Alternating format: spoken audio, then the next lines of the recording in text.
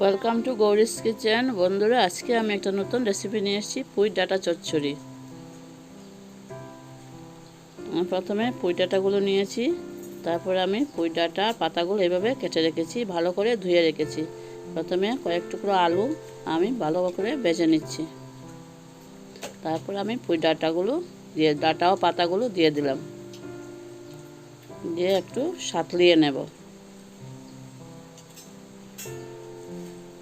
অল্প সাঁতলিয়ে নিয়েছি। এখন আমি 1 চামচ হলুদের গুঁড়ো দিলাম, দিয়ে একটু নাড়াচাড়া করে আমি শস্য আর কাঁচামরিচ পেস্ট করে রেখেছি, ওইটা এখন দিয়ে দেব।